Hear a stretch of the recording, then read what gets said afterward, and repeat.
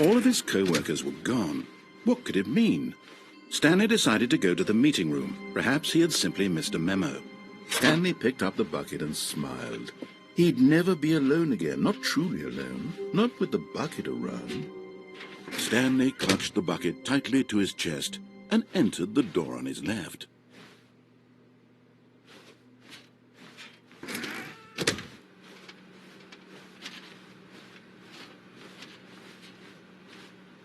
Still no one was here. Stanley needed the bucket's warmth and comfort now more than ever. Perhaps his boss's office was where he'd find answers. Coming to a staircase, Stanley and the bucket walked upstairs to the boss's office.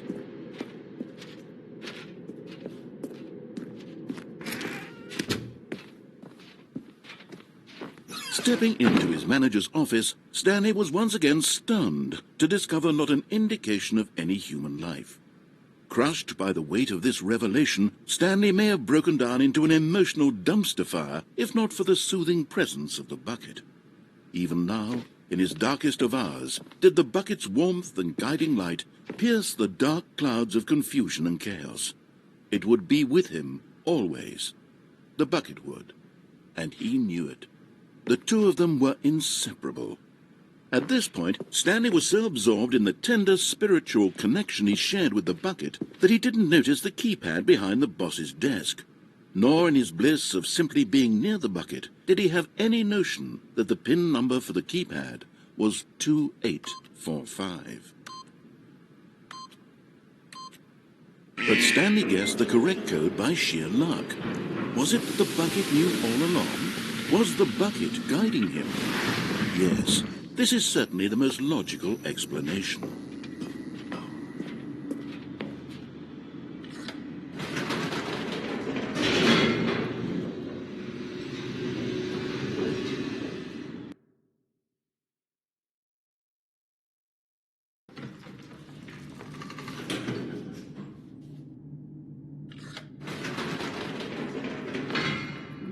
Wait, Stanley said to the bucket. Can we go back up?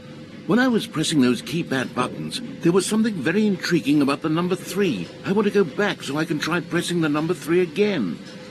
The bucket said nothing.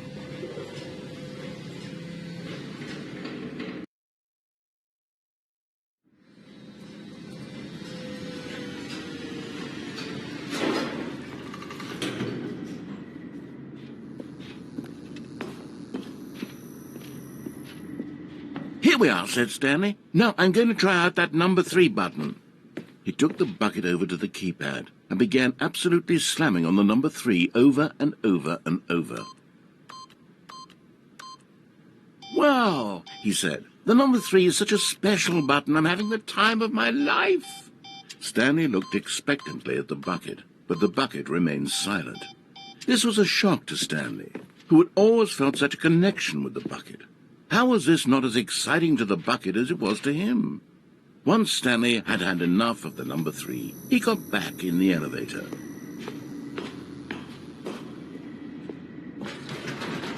Perhaps the bucket had missed something. Perhaps it had not seen how much joy Stanley got from slamming the number 3 repeatedly.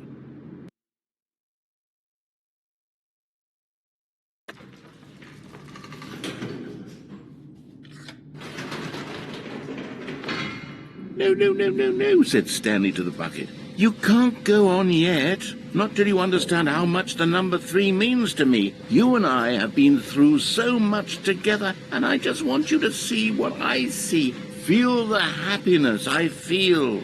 He smiled at the bucket, and the bucket said nothing.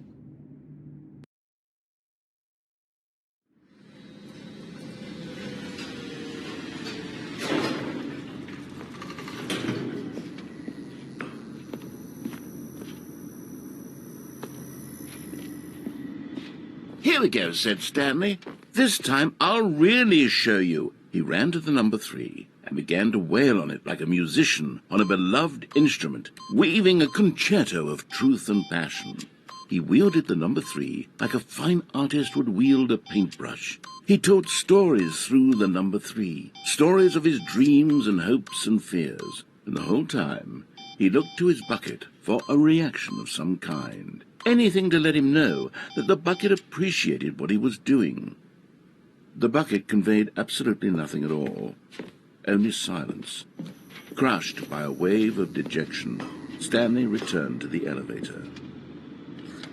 Stanley and the bucket were so close. They'd always been there for one another. Why suddenly could the bucket not connect with this passion of Stanley's? The question caused Stanley to ruminate the whole way down the elevator. He knew that there must be a way to get through to the bucket, to communicate fully with his dear friend. Surely there was a solution, mustn't there be?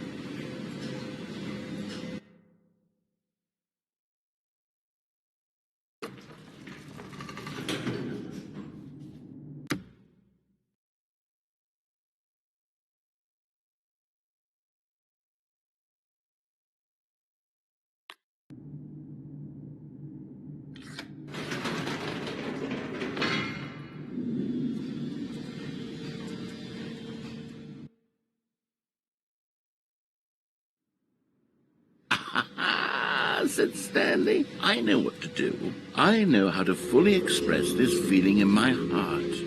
He decided right then and there that he would hold a press conference where he would speak to the public on all matters relating to pressing the number 3 over and over.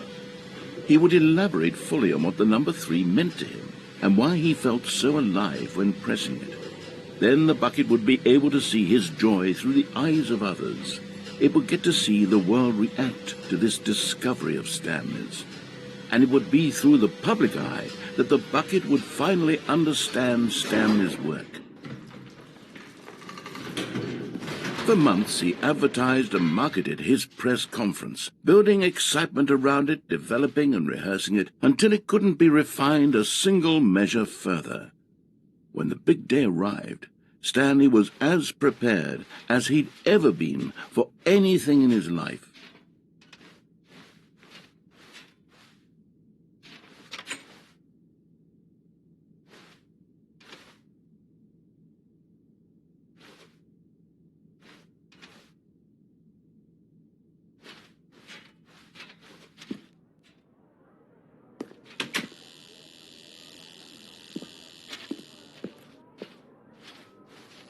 This was it. One last chance to win the bucket over. One opportunity to share a true connection with a loved one.